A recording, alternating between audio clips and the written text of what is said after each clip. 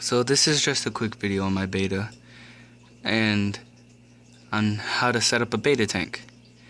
So if you're just a kid or even a natural hobbyist and you just want some like a care guide on them, this will help you out.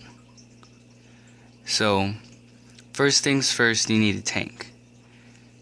This tank I had laying around with two others. I just had these spare, and I just decided, oh, I might as well get a beta. They look cool, their personality's awesome, and they are 5.5 gallons. I had 3 of them. I gave one away, and I still have one that I'll probably give to a friend. But 5.5 or 5.5, whatever you want to do, it is my minimum. I would not put a beta in a bowl, ever. I would not put a beta in a 1 gallon, because think about it, look at them, they're exactly the same. Never gonna happen for me. If they were in a bowl or are in a bowl right now, I would tell you to move them into just a bigger tank. That's ridiculous. Or a tank at all. So that's what you need to do. And the first thing everyone asks me about setting up a beta tank, do you need a filter? No, you don't need a filter. And what a huge reason you can't or shouldn't set up a filter for a beta is they're not very good swimmers. See, his tails, or his fins, sorry, they just droop down. They're not super high up like an angelfish. He can't support himself. They come from stagnant waters, which means waters without movement. So setting up a tank, obviously, with a power head or a filter is not the smartest thing to do. And if you do, what I would do is I would cover the output with a rock or some kind of decoration so that it's spread out and not just pushing him across the tank. That would be kind of ridiculous. But just because you don't have a filter does not mean your tank will just be clean. Every week, I take this container, just a normal little, container, and I take a few scoops out, usually take out about half the water, and refill it. And I do, use dechlorinator, I use Prime, even for this guy, in a 5.5 gallon tank. And he loves it, he's loving it in here, and the water is clean. Just because it's one fish does not mean that he's not dirty. He's very dirty. And I have plants in here, obviously. But that doesn't mean I don't have to clean my tank. It helps. I can probably get away with going 2 or 3 weeks, but this guy gave me a bubble nest. I mean, he's living happily. And what a bubble nests mean is that he claims this is home, basically. He's comfortable. And you could tell he's happy. He has his fins out. He's not stressed or anything. He's not eating his fins. You can't see it because the tips of his fins are clear, but you can see it right there. But he's not eating his fins, and that's always a big problem. But he's a good-looking fish. But that's a main problem with a lot of people. They just let their fish sit in their tank without a filter, just letting their tank be filthy. And that creates ammonia, and ammonia burns fish's gills and their scales. So they're living, just burning themselves. So you do need to change your water. And yeah, it might feed my plants, but I care more about my fish than my plants. But so a main reason you want a 5.5 gallon is because, yeah, you can go a little bit longer without doing a water change. I want to put this guy in a 10 gallon really, but I'm not going to pay for a tank. But you can go a little bit longer with water changes, without one at least, and he has more places to go. So, but when betas sleep, they don't sleep like angelfish, where they just sit in the middle of the water letting themselves drift around and just sleeping like that. No, he likes to hammock himself, basically. Just stick himself between some of these decorations, or up here in the plants he'll jump out of the water a little bit and he'll sit on them so that they'll keep him afloat. Or he's right here right now, but he'll go under the driftwood and just sleep in there. And I don't know if he's gonna go in there right now. No, he won't. But that's where he sleeps. He likes to sleep like with something holding him up, because like I said, he can't support himself.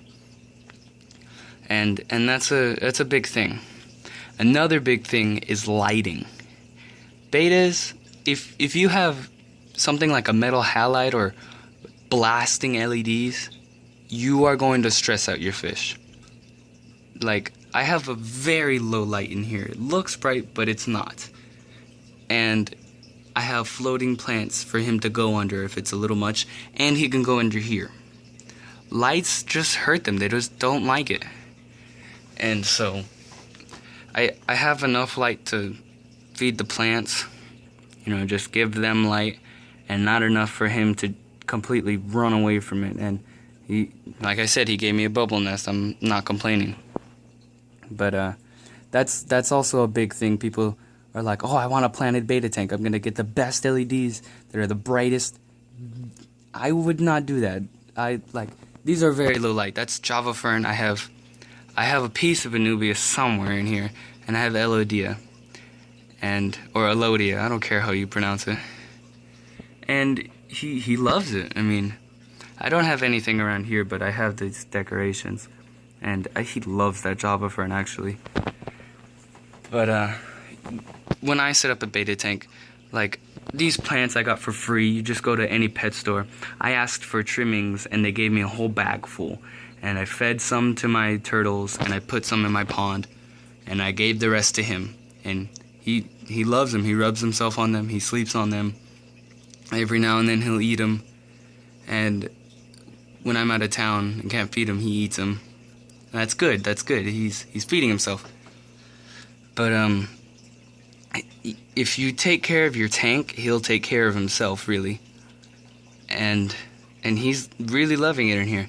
Another huge thing that usually comes with bowls is bettas jump.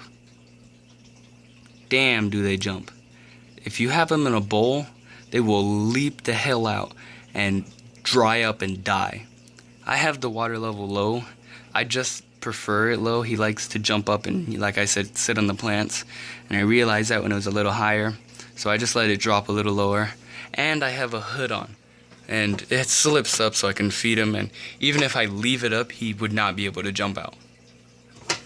So I'm cautious. He's living. There's no back opening, so I have nothing to worry about. Like, he's staying in here. He's not going anywhere unless I upgrade his tank, but guess we'll see. But this guy's loving it. And one huge thing is decorations. You can't have a betta tank that's just gravel and water. He will hate it. The reason you can't put bettas in huge tanks is because they get stressed out and they have too much room. They're very dominant fish. I do have a 20-gallon betta tank, and he has his areas that other fish can't go to. And that's a community tank. I'll do a video on that later. But this fish is he's loving it in here. Fish are dominant. Certain fish, angelfish are dominant. Gourami, they're dominant. Bettas are one of the most dominant fish I've ever witnessed. But if you put them in too big of a tank, I would say bigger than 20 is a little too much. Or 29, I guess. But you need to filtrate a 29, and that might be too much for him. But with the betta, a 5.5 is my smallest. But the decorations, like I was saying, is for him to claim. He sleeps in them. He hides in them. When he gets scared, he runs in the driftwood. When he takes naps while the light is on, he'll go in this plant, or he'll go under. He loves this driftwood. I'm really glad I put this in here. But you need it. And plants, like I said, you can get away with water changes. like without doing them. I do them pretty much religiously. Like if I don't do them, I'm very disappointed in myself.